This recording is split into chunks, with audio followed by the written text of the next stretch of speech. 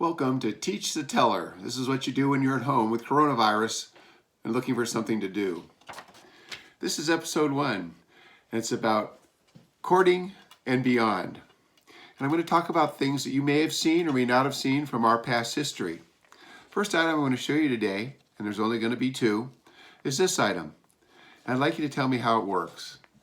Most people don't know. This is a reproduction, but this is a reproduction probably from the 16th century.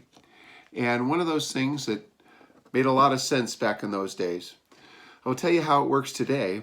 When my kids were in high school and they would go out on a date, I'd leave an alarm clock at the top of the stairs because I wasn't going to be awake when they got home, but I wanted to know if they didn't get home on time.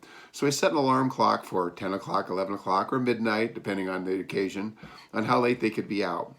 This is the same kind of story, and if the alarm went off before they got home, they were in trouble. Now, their siblings would turn it off occasionally, and that always got me upset, but I could never tell they did it because I was asleep.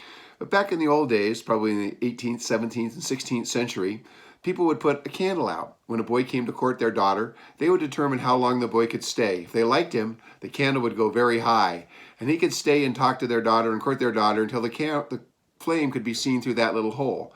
If they didn't like him, he'd get a very short period of time. So basically, this candle was a timer called a courting candle, and it gave you how much time you could have with their daughter.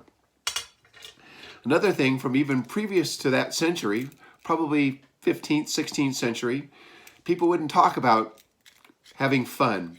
So as they got older in life and they were married, the husband or wife, when they came home from work, would find on the table this little piece halfway open. And if the wife felt amorous that evening, the husband felt amorous that evening, we would open it all the way.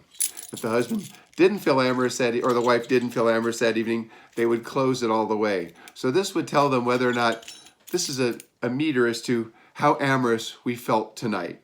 So thank you so much for looking. That's your first episode of Teach the Teller.